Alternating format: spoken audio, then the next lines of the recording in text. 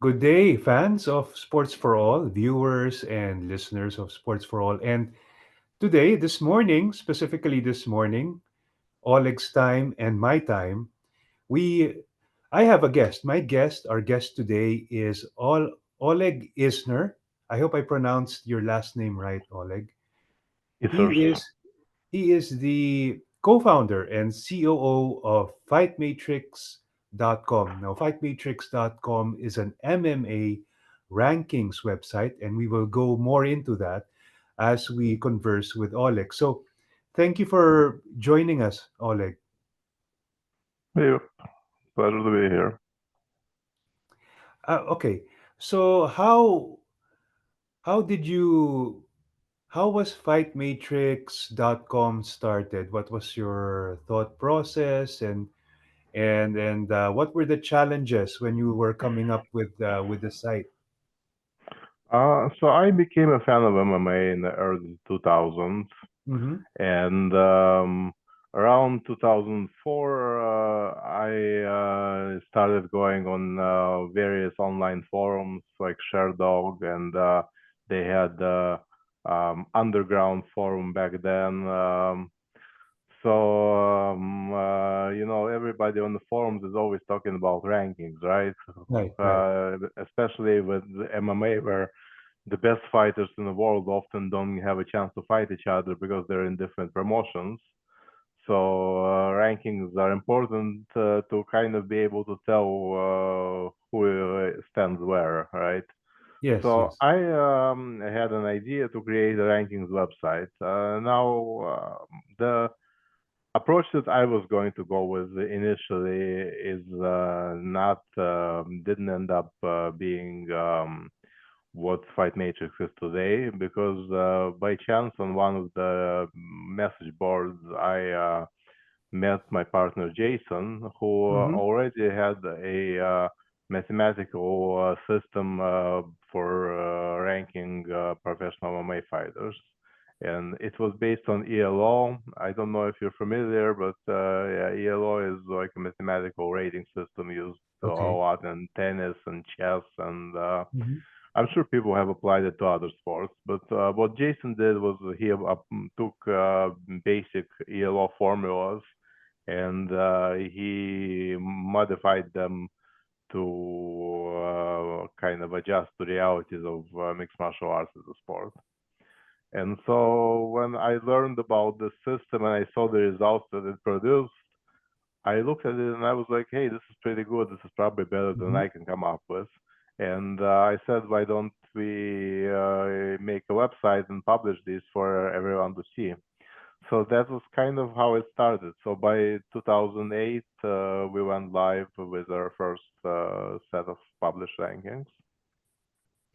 Okay. You mentioned ELO, and I remember ELO. I remember in chess they have what you call an ELO rating, and is that the same thing for MMA? What you apply an ELO rating for each MMA fighter? Essentially, yes. So we have five different systems that we use. There's basic ELO, there's modified ELO, Mm-hmm. there's Glico 1, there's WHR, and then there's the Fight Matrix proprietary system. So they all work a little bit differently, but the basic principle is the same. Is when you start out as a player, you get a starter level rating. In our Right. case, it's 10 points. And Mm-hmm. then if you win, your rating goes up. Typically, if you lose, your rating goes down, and we just every professional fighter who was active in the past 450 days has a rating, and we just rank based on those ratings.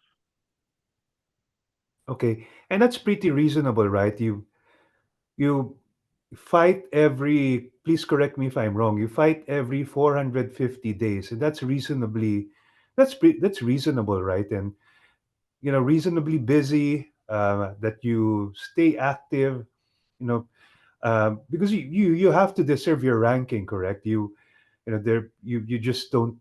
It's just not given to you. So I'm sure for these fighters, it's they understand that they need to stay active to stay in the rankings, correct? Yes. Yeah, we don't want somebody, just sitting on top of the rankings for years and years without fighting. And what happens is, after a year of inactivity, your rating begins to decay. So it Hmm. slowly starts to go down, and that accelerates as you get closer to that 450-day mark. And then at 450, you just get dropped from the listing. Now, Oleg, my question, for example, you have an MMA fighter who's retired over a period of time, and suddenly he grows an urge that he wants to come back and make another run. So, is that and obviously that fighter has been dormant or has been fighting in more than 450 days. Does that retired fighter start with 10 points again? Does he start from scratch with 10 points? No, they do not Okay. start from scratch. They keep some of their ratings. So, Okay. as I mentioned, there is a time decay element to it. So, Mm-hmm. if they don't fight, their ratings keep slowly going down. But if they come back, like I'll give you an example. When Okay. Stipe Miocic came back and Yes. fought John Jones, he's been inactive for several years before that. But after the John Jones fight, let me just look up his historical rating. After the John Jones fight, he was still ranked, even though he lost. I'm not sure what he was ranked right now because he retired Mm-hmm. again immediately after that fight.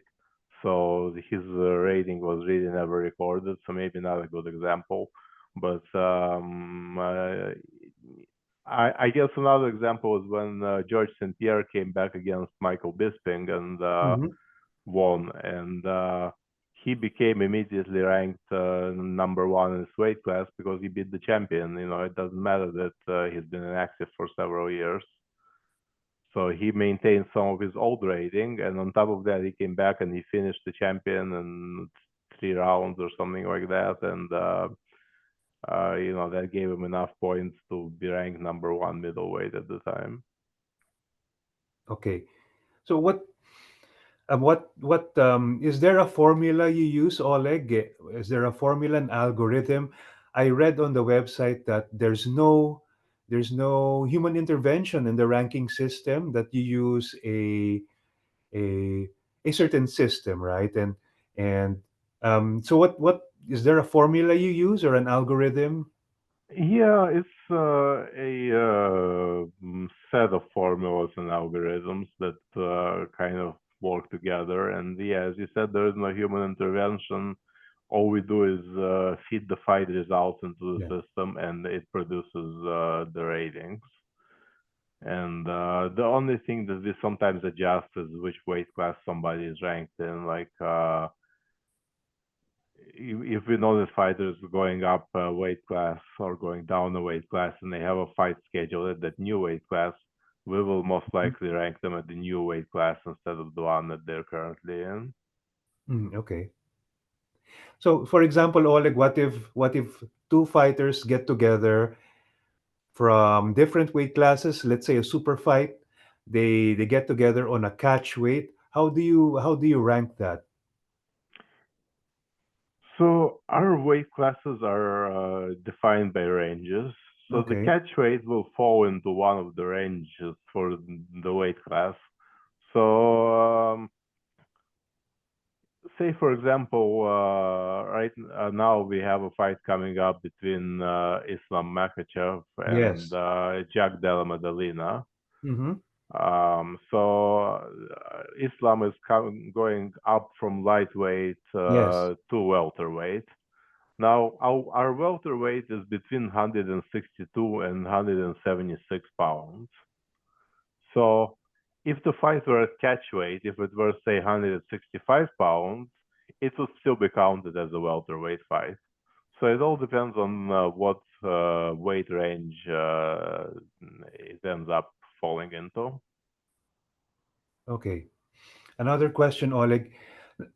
Do Probably they have. Do Is there um do are there how should I say this?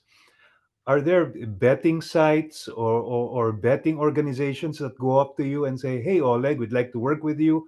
Rankings website, when let's say a lower ranked fighter fights a higher ranked fighter, there's also some gambling and betting involved. Yes. Have any of these organizations approached you and offered to work with you? For the most part, it takes place in terms of advertising. So Hmm. a lot of the online gambling and betting websites advertise with us through links, banner ads, sponsored articles, Okay. etc. Okay. And to digress a bit, Oleg, you moved from the Soviet Union to the United States when you were 12, and then you started out with putting together wrestling websites. Can you tell us more about that? Yeah, so when I was in high school, I became interested in web development, and Hmm. I've created several websites, and the one of them that was probably the most popular was a professional wrestling website. It was about WCW. Hmm. It was one of the big organizations back then, and uh, we were just we had like news and rumors about wrestlers. We had their profiles and photos, and it wasn't anything major, but it just helped me kind of learn coding and web development and such. Okay. And do are there organizations that get their ranking information from Fightmatrix? Like, let's say ESPN has their own rankings, right? You have the pound for pound, and you have the rankings per weight class, per weight division. Yes. So, do organizations like them get information from you? No, everybody comes up with their own rankings. Yeah, And the problem is everybody comes up with their rankings manually, yeah. right? So they just make a manual list of top 10 or top 15 or maybe top Hmm. 20. There's no way you can manually come up with a list of 4,000 fighters. We rank everybody who is a pro, who's had a recent fight, and the only way to realistically achieve this is to do it through automated means. So other promotions, they might have their top 10 per weight class, like UFC has their own top 15. The other issue is UFC likes to have some control over their rankings, Yeah. and they give direction to their panel that comes up with them that hey, this guy should be moved up, this guy should be moved down. So I don't think promotion like that would ever go with a completely unbiased mathematical formula that they don't Hmm. have any control over. Do you give any weight to the size of the promotion? Let's say a UFC fighter wins, and then a PFL or Bellator fighter wins. So is it in a sense where it doesn't matter from which promotion the fighter comes from as long as they keep winning?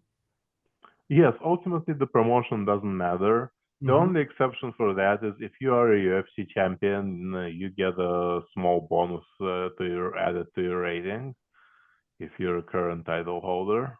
Hmm. So UFC title matches are considered to be more important than the rest, so they are rated a little bit differently. Back when Pride was active and when Yeah. WEC were active, their champions got the same treatment. Essentially, if you're a champion of the most recognized organization in the world in your weight class, then you get a little bonus to your rating. Okay. I want to ask you also about one championship. Do you also have rankings of their fighters? Um, so one is interesting because they don't just do MMA, right? They do a lot of Okay, Muay yes. Thai, they Hmm. do kickboxing, they do submission grappling. So for their MMA fights, yes, we do rank them. Okay. For all the other sports they do, we currently do not. Now, as an MMA fan, Oleg, I want to ask you, there are several very good upcoming fights in the UFC. I want to get your thoughts on them. How about the fight between Duplessis and correct me if I'm wrong, Islam Makhachev? How do you see that going? Duplessis and Khamzat Chimaev. Yeah, sorry, Khamzat Chimaev. Yeah.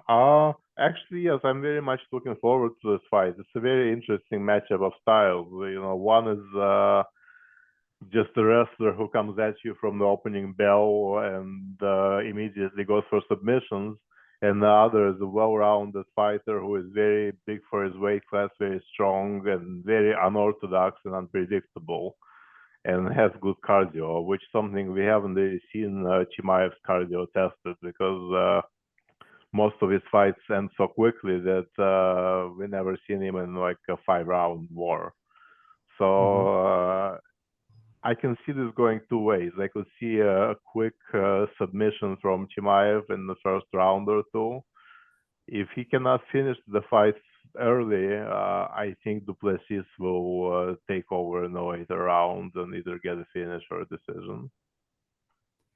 Lately, we've seen the rise, beginning with Khabib, the rise of Dagestani fighters, and and I'm sure you know they're very tough. And is their training different from how training is in the United States?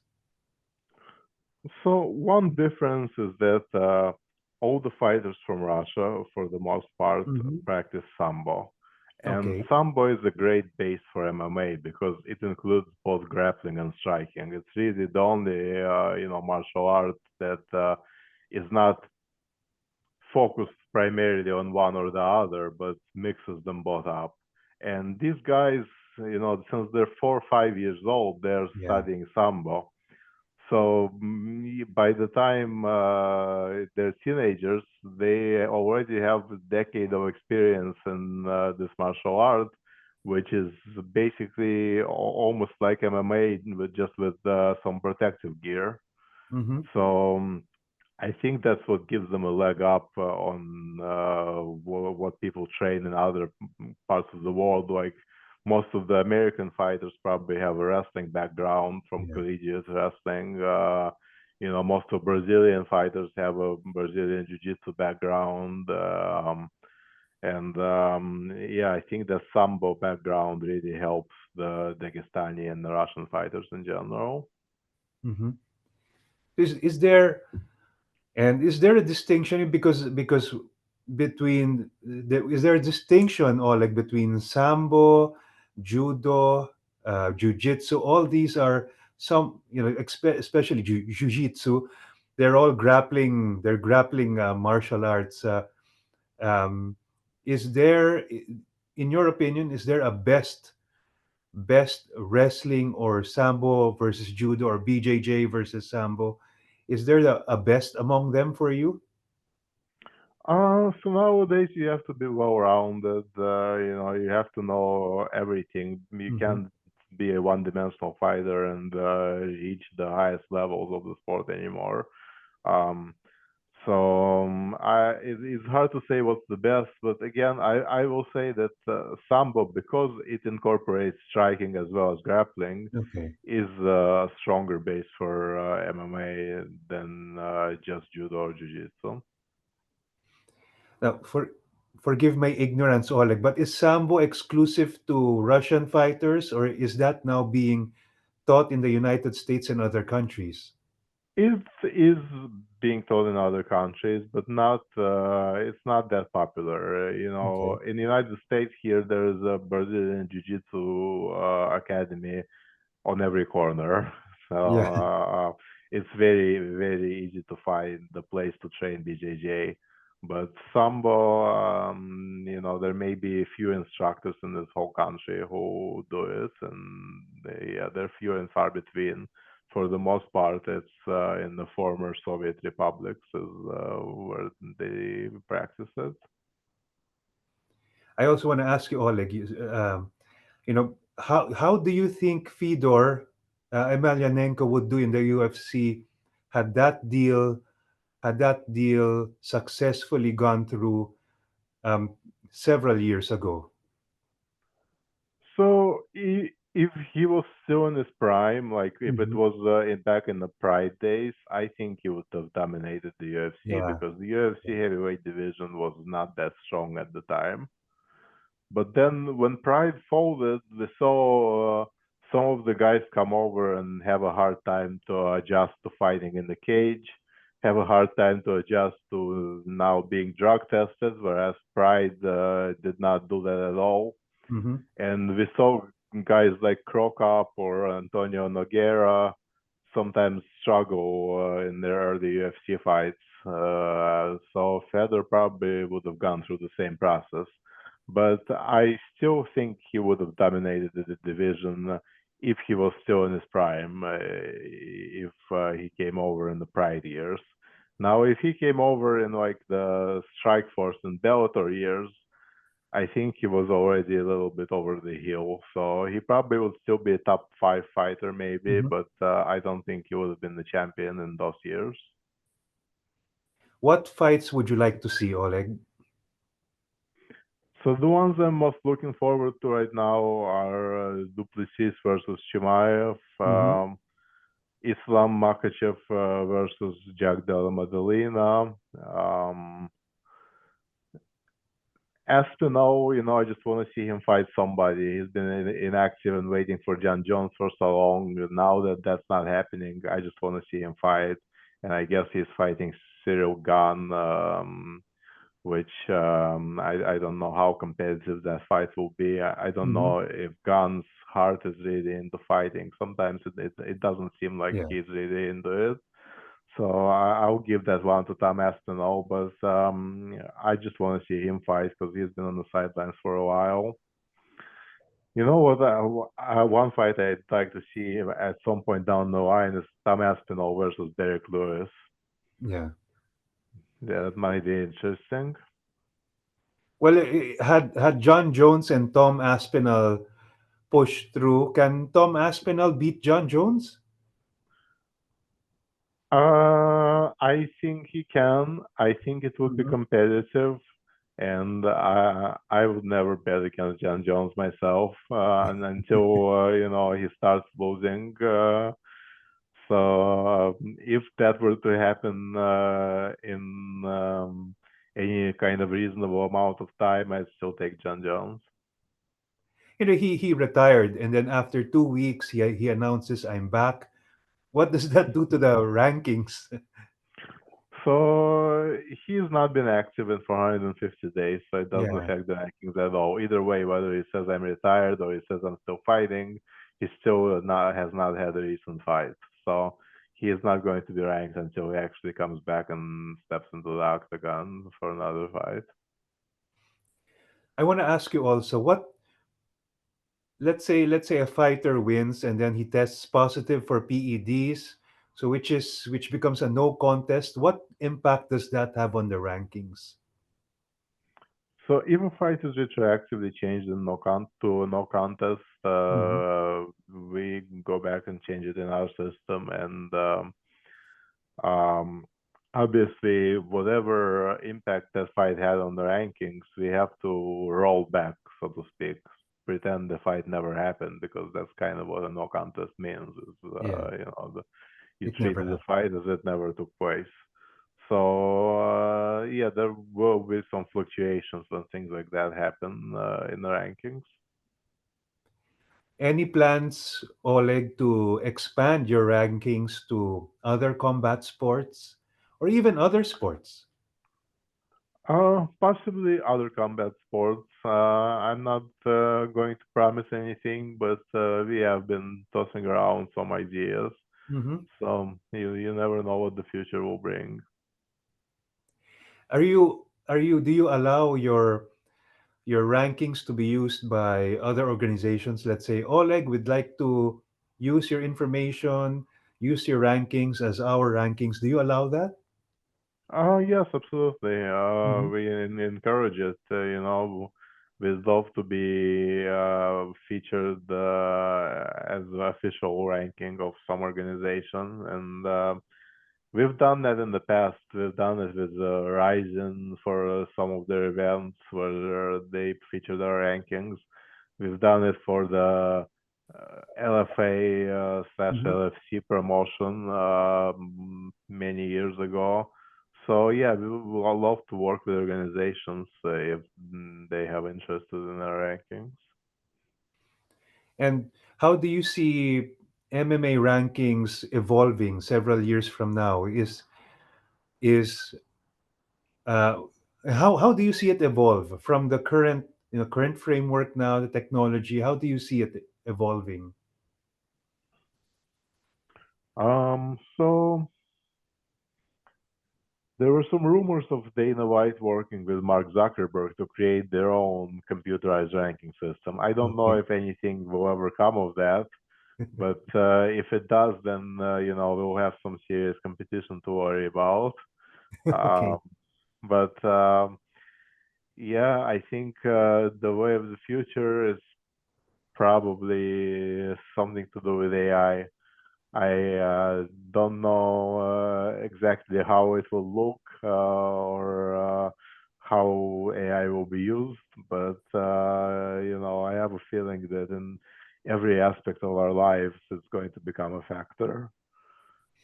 Okay. So So fightmatrix.com. So do you have competition? I mean, is it a do you are you the single is Fight Matrix the single MMA rankings website? there have, excuse me, there have been other websites that Hmm. attempted to do the same thing. I don't think any of them really took off.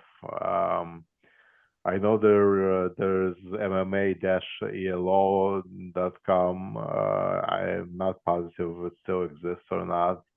And there was recently another website. The name of it kind of escapes me right now, but there was another website that was trying to do what we're doing. So yeah, there's definitely been other attempts to make a comprehensive computerized ranking system. I think they just either didn't stick to with it or didn't get enough visibility to get to the point where we're at. I mean, we've been in business since 2008, so we have a lot of visibility and credibility in the industry. Okay, so for example, Oleg, you have, for example, Topuria, who is a two weight class or two division champion. How do you rank that? So he's a number one he's ranked number one in two weight classes. Does it go that way or? No, we currently rank a fighter in only one place, one weight class at a Okay. time. So Topuria right now is ranked at lightweight, I believe, because his last fight was at lightweight. So he is no longer ranked at featherweight. Yeah, he's Okay. right now number two lightweight. And Islam is still number one lightweight, but now that his fight with JDM has been made official, in the next update, Islam will probably be moved to welterweight, and Tapuria will become number one lightweight. You think Topuria is ducking Islam? No, I don't think so. I think Tapuria wants to fight Islam. Hmm. He went up to his weight class, and then Islam decided that he wants to do the same thing and go up and chase another belt. So it just didn't work out. But I think whether Islam wins or loses against JDM, there's a very high possibility that he'll come back to lightweight to fight Tapuria. To your knowledge, are Russian fighters the only fighters using sambo, or do you know any other fighters who specialize in sambo? Um, There is a Bulgarian fighter called Blagoy Ivanov. Hmm. He was in the UFC briefly. I don't think he's on the roster anymore, but he was a sambo champion. He actually was the only person to beat Fedor Emelianenko in sambo Oh. competition. And so yeah, there are occasional other fighters, and then a lot of fighters go and train with Khabib and Islam and those guys, not on a regular basis maybe, but every once in a while. Like I know Bilal Muhammad has trained with them in the past couple of years.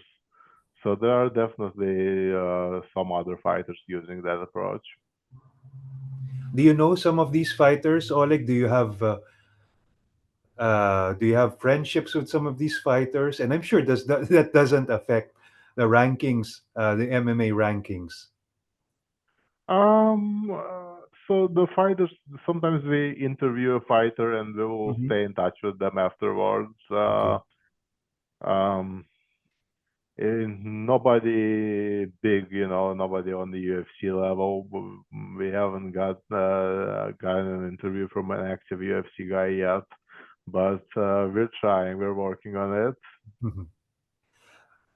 Any, do you know from your contacts in the MMA community, do you know of any upcoming young fighter who the world should watch out for? Anybody? So there's a fighter named Tammy Gant. Hmm. He was the Fightmatrix 2024 Rookie of the Year. He fought, I believe, 10 or 11 times last year, and he won every single one. This year, he's only fought 2 times so far, but again, he won both fights. He's undefeated. He's still fighting on the regional scene, I believe, in North Carolina, but I think he's somebody to watch out for. Okay. And you mentioned earlier about a possible collaboration between the UFC and Facebook, and you're aware of this. It's important that you're aware of this, right? Possible competition. Are you preparing for this? Is it something you're gearing up for? You're expecting in the next few years? Um, no, I mean, I don't know how seriously Dana White meant it. He says a lot of things that don't necessarily come true. So when he says we'll create a ranking system with Mark Zuckerberg, I'm not confident that anything will actually come of it. Okay. So, will there be a time where we're gonna see Dagestani fighters dominating each weight class in the UFC? I don't think so. I think there will always be someone who can take them, but they might hold the majority of the belts, Mm-hmm. but Yeah. there will always be guys like Mirab, Tapuria,